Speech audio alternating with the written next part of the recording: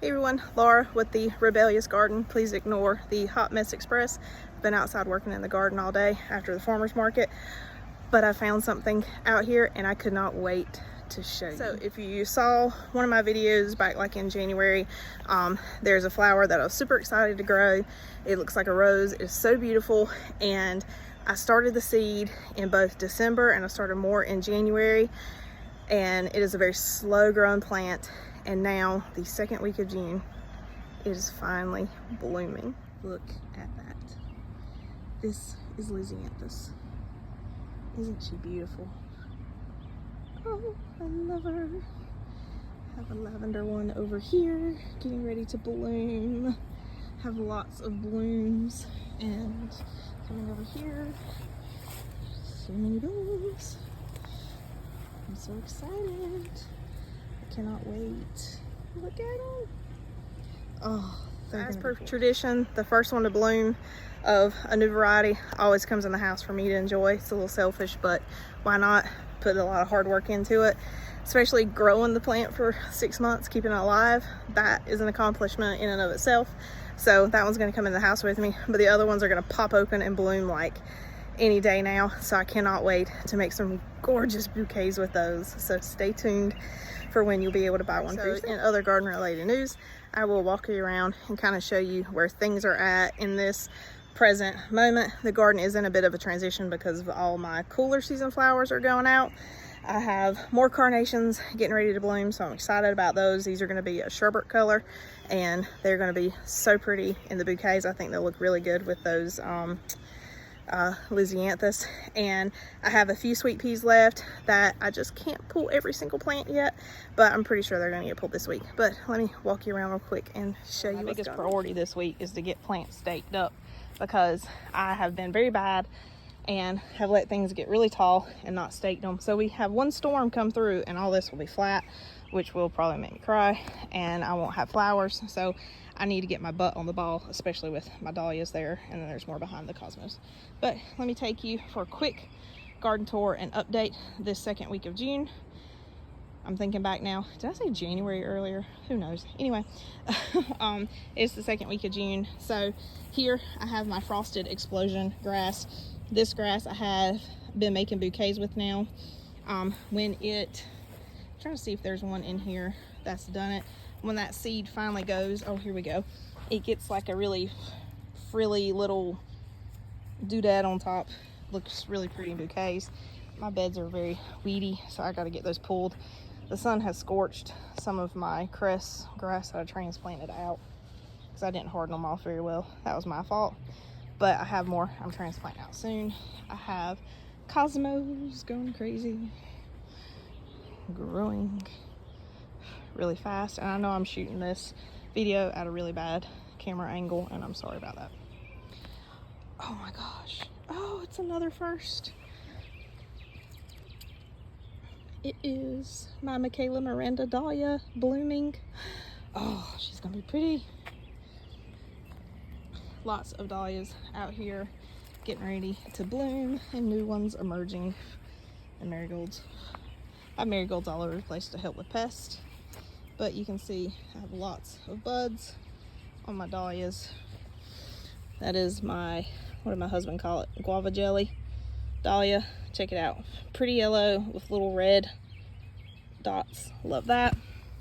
This one we have named, whew, golly, these mats. Cayudals. It's a really, really pretty dahlia, named after my daughter. So this one is Cayudals. The other ones are loaded with buds, but I've cut them so I don't have any flowers yet. Zinnias are waking up. Polar bear zinnias, I love these. These get so big and so pretty. I love these zinnias. This is another reason I need to stake my plants. I am trying to get my stuff to focus here because my status is just toppling over, which is not good because that means you're not gonna have straight stems, and I don't like that. So I've got to get this stuff staked up. My straw flowers are doing really well. Straw flowers are really cool if you've never messed with them. They make a really cool paper sound when you rub the petals. And they close up at night, which is really neat. Rebecca's doing good. My Orlea's on the way out the door. Yarrow doing well. I have a Dahlia planted here, waiting for it to pop up any day.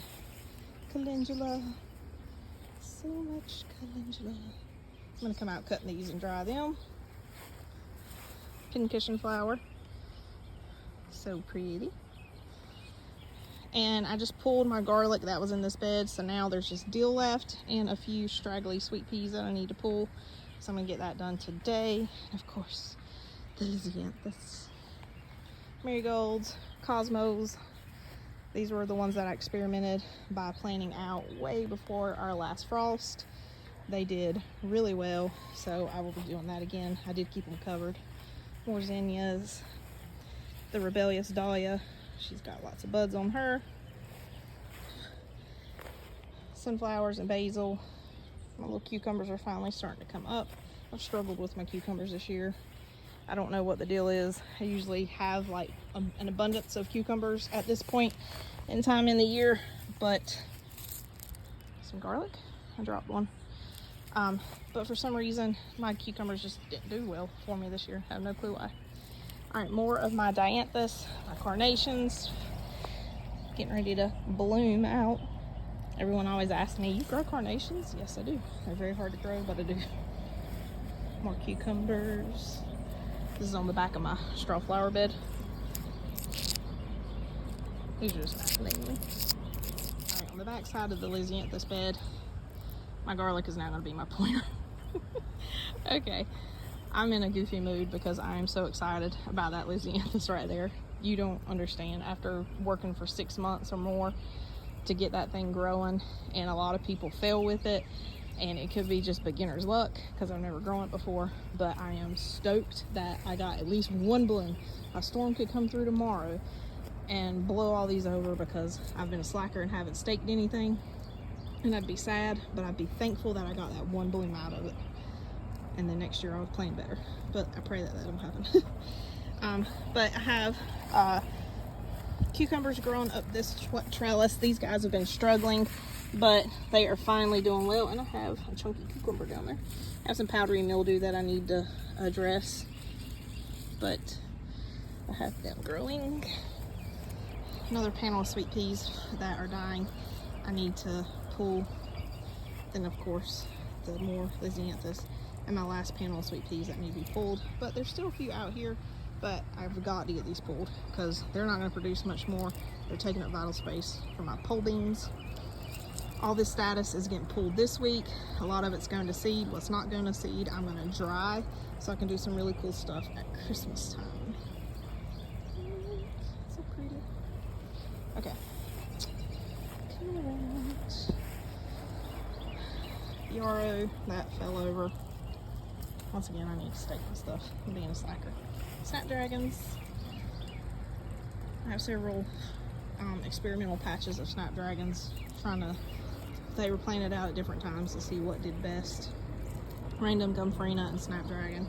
More zinnias coming open. These are my coral ones. So pretty. Can't remember the name of the pink ones. I'll have to look them up. More zinnias. I think this is the Benary's Giant Pink. That one's gonna be big. Lemon basil, my squash and zucchini, some of it. Dill interplanted all throughout the spot. A lot of people ask me, disbelieving that the flowers that I grow and do bouquets with, that I'm able to grow it where I grow it, and I do. It is a ton of hard work. I'm out here every day after work, busting my butt to try to get these things going and keep them going, but I forget the name of it, high whatever growing it's called, but literally as stuff begins to slow production, you're ripping it out and you have seedlings ready to go in its place. So you're constantly changing the garden layout, but you can do it. It's a micro farm. Also, check out this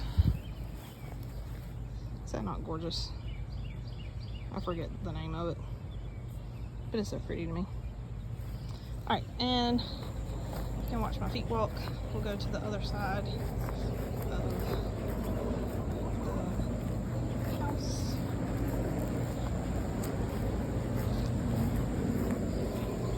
I forgot to close my fence last night, and I had a mini heart attack this morning when I saw it. I was like, oh no, a hooker rabbit didn't get in there and eat everything, because that's the whole reason I have this fence up, because we have a lot of rabbits. But my panel of tomatoes doing well. I have a sickly plant I got to pull out before it sickens everything else, but I have lots of little tomatoes in there. See, right there and right there. But bachelor buttons, my son's garden, I need to put some fertilizer down. Bachelor buttons, my broccoli, kale, my lettuce that's going to seed, and then I gotta walk around. This is junk that you see down here. It's cardboard. When I built this bed, I laid cardboard underneath to kind of smother out weeds, and this is what was overhanging. So it's finally started decomposing enough I can tear it off. So I've got to scrape all that up. But the Snapdragons doing well. Yarrow, really pretty. It's so funny. When I put yarrow in people's bouquets, it usually looks like this. Sometimes it started to flower, but most of the time it looks like this. And people say, they'll come see me like 2 weeks later, they're like, that flower just kept growing and growing. And that's what's cool, is because I put it in the bouquet before it's flowered out. And as long as you keep it in clean, fresh water, it'll keep growing and it'll eventually flower out on its own and produce these pretty little teeny tiny white flowers. If I can get that to focus, there we go. And of course, feverfew produces cute little, they look like micro daisies. They have a funky smell. Some people like the way it smells, I do not. This is where all my daffodils were. So I'm gonna overplant this with some feverfew and cosmos. And I have a random petunia in here. I have no clue how it got in there. I'm guessing a bird dropped the seed or something. But I have a petunia growing randomly. I have Lisianthus in here also growing. It's a perennial, so it'll come back every year, and it's a really pretty spike flower. My green stalk that I need to transition out because my kale's starting to look kind of sad in here. But my parsley's doing well. My eggplant, look at that. The eggplant is getting huge in there. But that's my green stalk. I love them. If you're trying to garden in a really tiny space and want to grow some vegetables, that thing's awesome. That's where more daffodils were. I've got some lilies coming up in there. Check this out. You hear me talk about functional landscaping?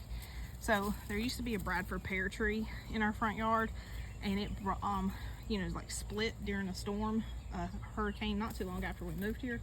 And so we went ahead, tore it out, and we put back in its place, because once again, we like functional landscaping. We don't want to just look at something pretty. We want something that can produce something for us. So we planted a peach tree in its spot. So we have lots of peaches in our yard. And this tiny tree, let's see if I can back up a little bit so you can see. This tiny tree in our front yard produces enough peaches for us and our neighbors. I mean, it is just heavy with peaches and pest, but heavy with peaches. I mean, the thing's sagging. There's so many up here. That is just crazy. So you can do that. You don't have to live in the country to have really cool stuff like this. You can grow it right where you are. You've got just a little space in the yard. And this is a self-pollinating peach tree. We don't have two peach trees to pollinate each other. This one pollinates itself. And so we have our own peaches. I've got to get good at preserving them. I don't eat them, but my husband and one of my kids does. And then we give them away to our neighbors. Our stargazer lily's growing right here. Alright. My Colette Arbor Rose doing well. This is another green stalk where I had strawberries growing at. The heat has taken its toll. Plus the strawberries are on their last leg. They produce in the spring for me. Lots of gladiolus. Look. We'll have gladiolus and bouquets this week too. excited about that. And my peppers, they're doing well. I've moved my eucalyptus out here. I just planted another pepper. You'll get to see those again as I walk back up. So I had potatoes up here. I dug my potatoes up today. So that's awesome. We got a pretty good harvest. Put some tomatoes up here, dahlias. Those dahlias, that one's getting ready to bloom out. I'm excited about it. That was very blurry, sorry. More dahlias. Watermelon, dahlia. Have silver dollar eucalyptus right here. Rebecca. Oh, sorry for that weird breathing, but I'm trying to blow gnats out of my face. Rebecca. My lavender's doing well. I have thistle in here I've got to dig out. The lavender's doing well. Whew. God, these gnats are horrible. Lots of tomatoes. We love tomatoes. Have more gladiolus in that bag. More Rebecca planted down here. My daisies. I have picked just about all those. And I have more gladiolus in these pots. And then, of course, my seedlings that you see at the farmer's market each week. More baby eucalyptus. And my apocalypse scorpion and Carolina reaper peppers that grow. So I told you earlier I just pulled my garlic. Here it is. It is a hardneck garlic, but it does really well. Our second year grown garlic, and I am not disappointed. I recommend it. Some of the things that I fail to show in my videos sometimes. There's the garden. And my dying sweet peas.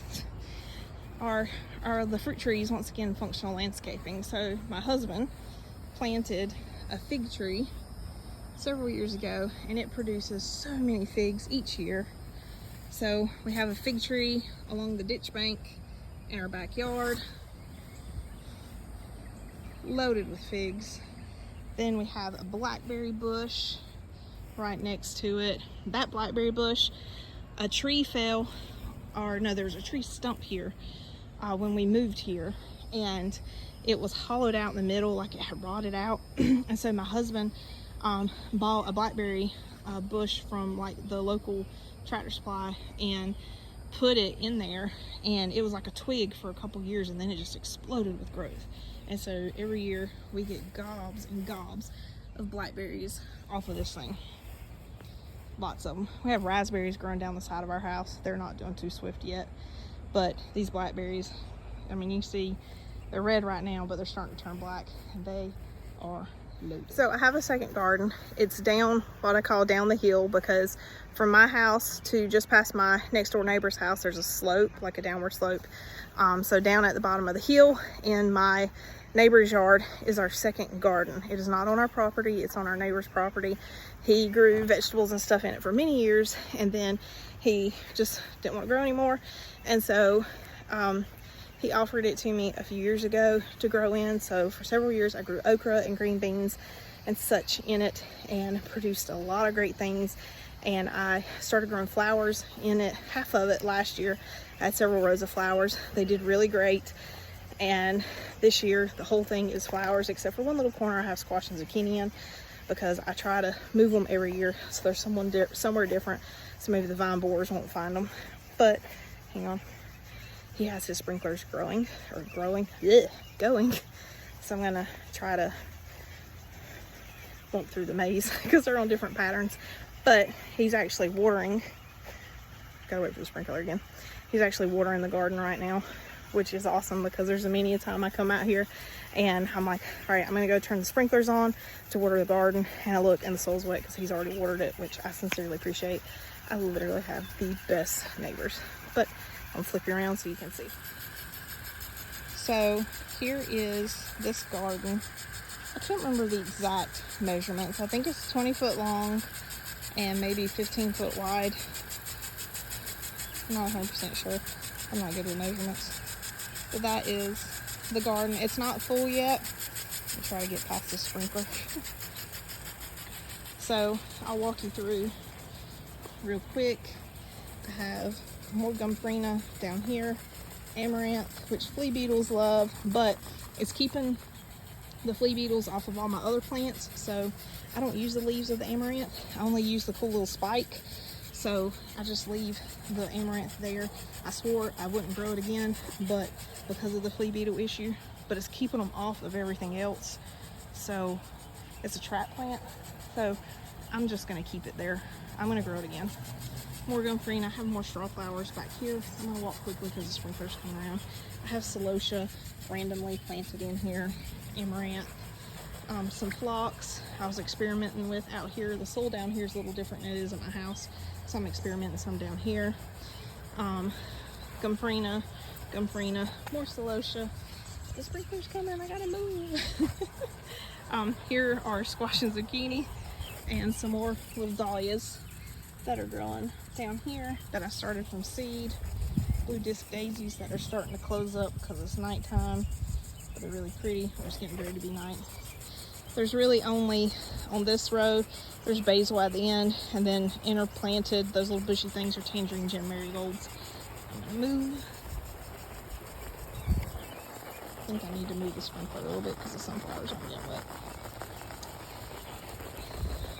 Some more dahlias that I started from seed. Cosmos. Feverfew. More Celosia. Tangerine Gem Marigolds. Cosmos. More Tangerine Gem Marigolds.